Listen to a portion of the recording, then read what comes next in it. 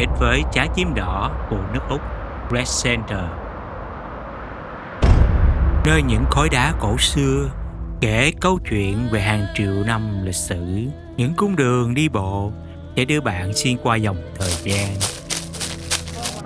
Bình minh và hoàng hôn tuyệt đẹp lấp ló sau những rặng núi. Hãy chiêm ngưỡng khối đá nguyên khối khổng lồ thay đổi màu sắc theo ánh nắng mặt trời và mang ý nghĩa tâm linh sâu sắc với người bản địa. Hãy cùng bọn mình trải nghiệm chuyến hành trình đi bộ, khám phá những hình vẽ cổ xưa của người dân tộc và những cung đường xuyên qua các khe núi với cảnh sắc đẹp như tranh vẽ và đầy ấn tượng.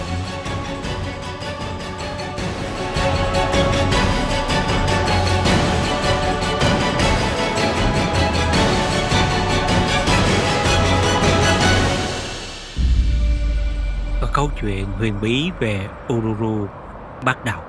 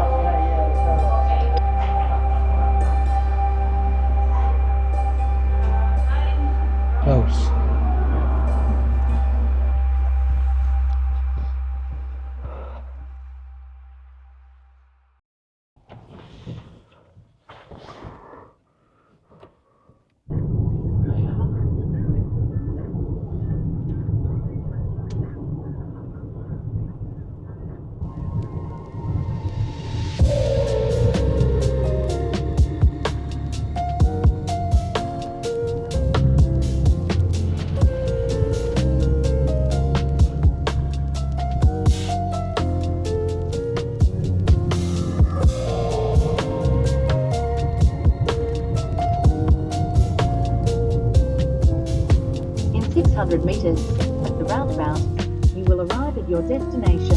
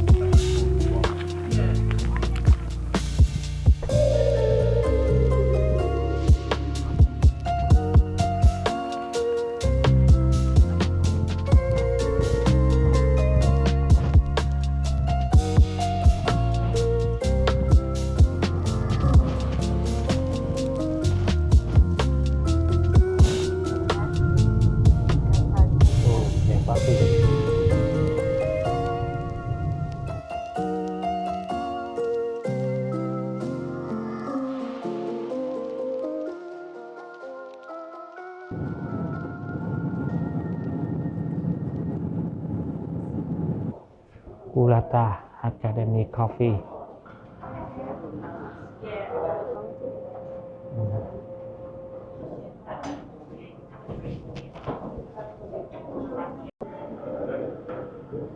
Caesar salad,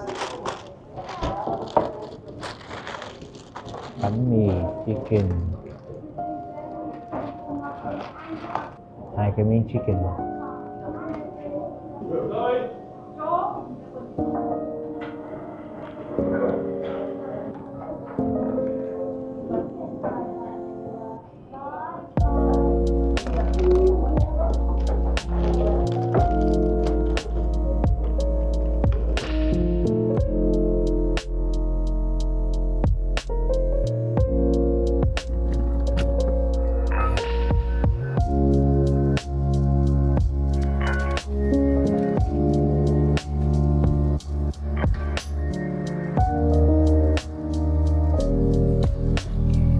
nó mở cổng đi bạn.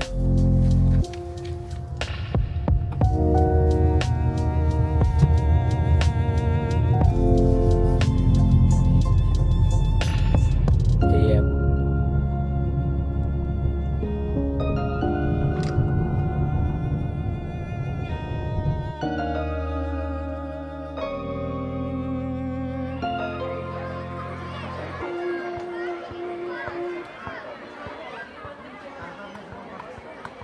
Cycle के पीछे की सीट पे ना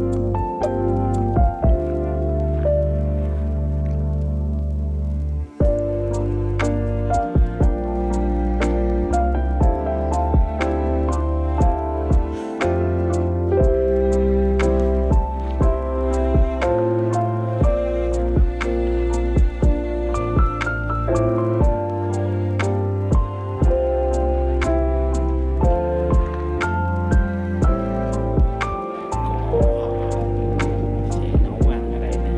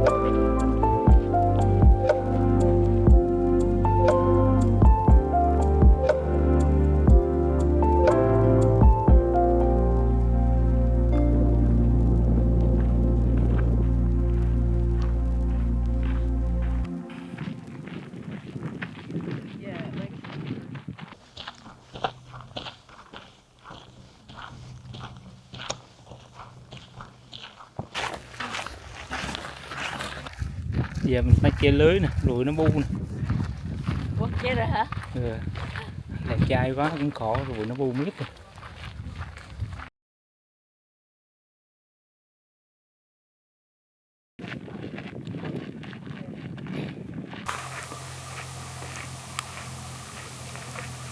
This is a bloodwood, not technically eucalypt, but related to them. The trees you would have seen lining the road during the drive down that look like little pines with downward hanging leaves.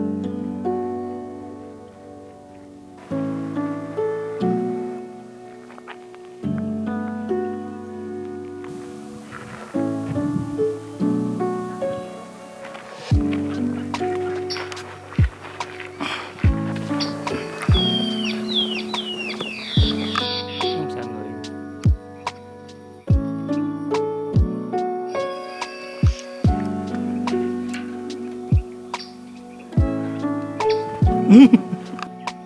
Im lặng sợ người.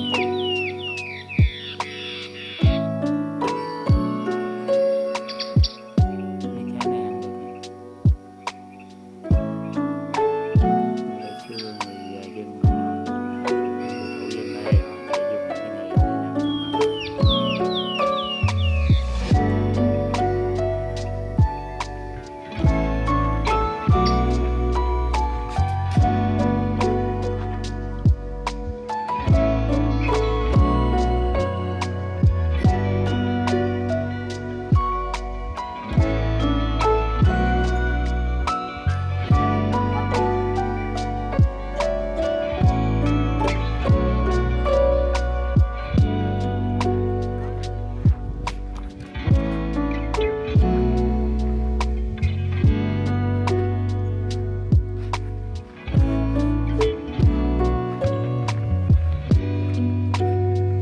Xưa là họ cho chèo đó, bây giờ là không cho chèo nữa.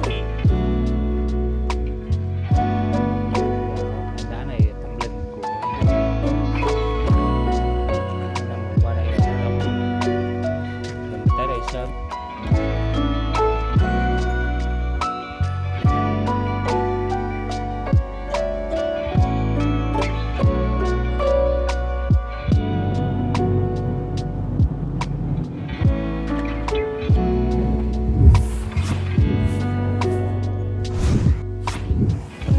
Đây cái kiểu lá ngói của người thổ dân, theo phong cách của người thổ dân bản địa này.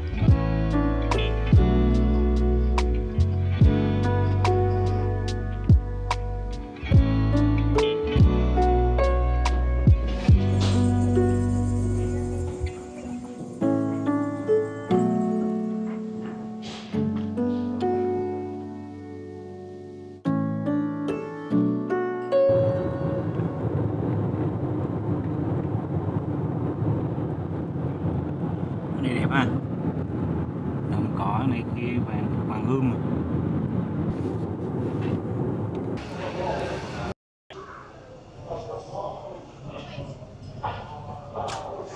Fish chicken chip này có dưa hay đó. Chicken chip.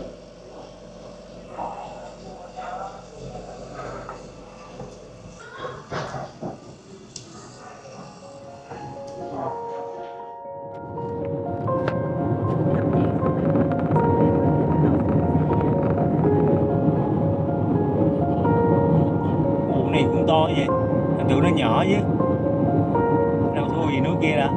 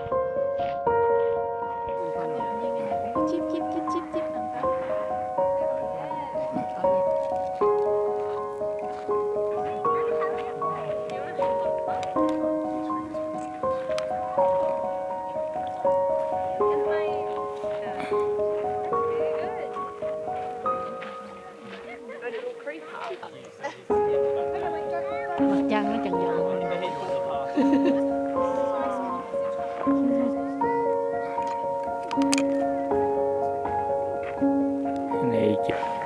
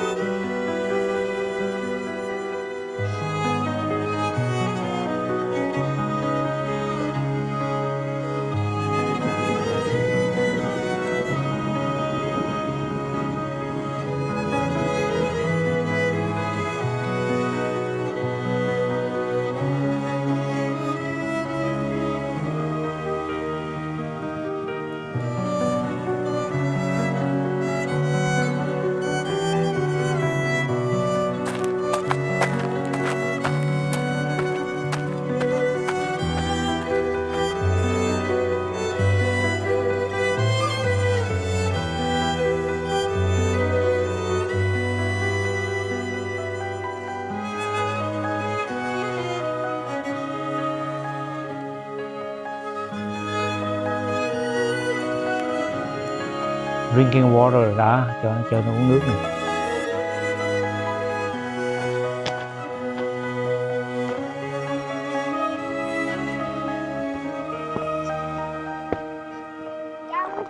Grandma, this place is down the track, remember? Pardon?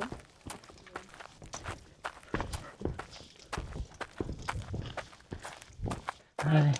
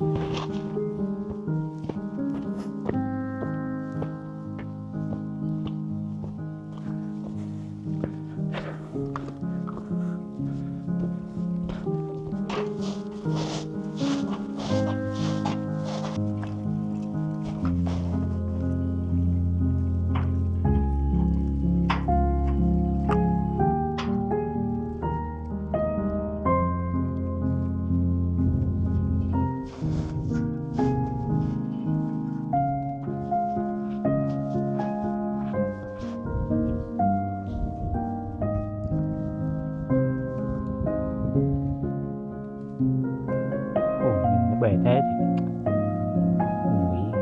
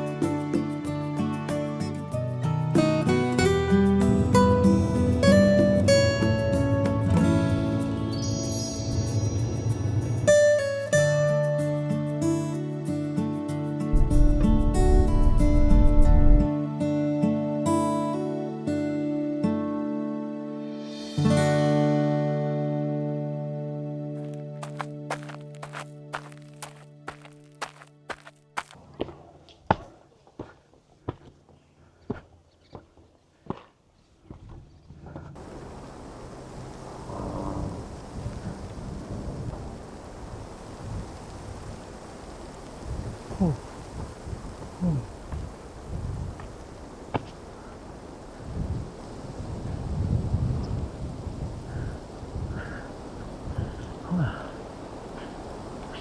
này đẹp quá.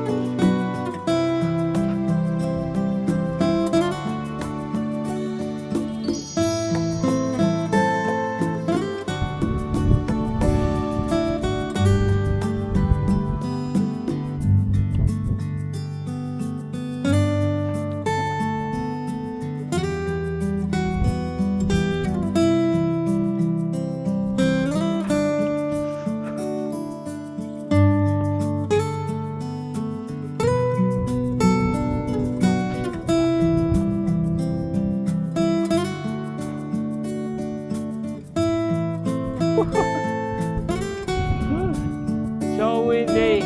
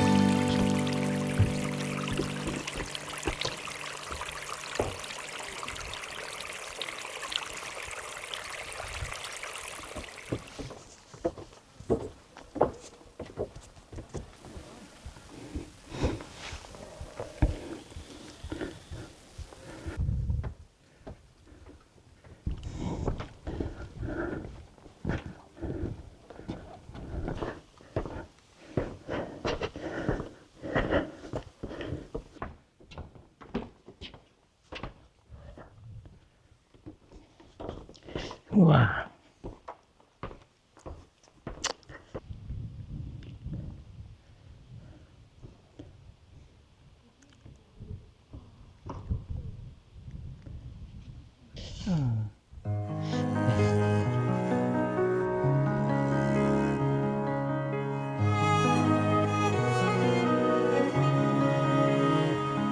It's made solid, it's solid, just right.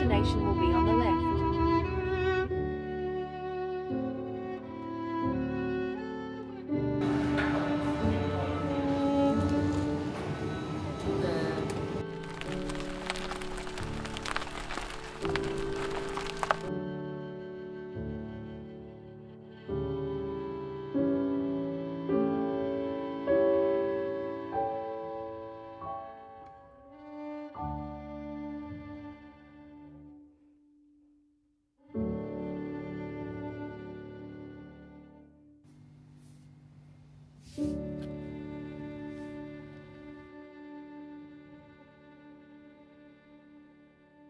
con chim rồi, nguyên đàn chim.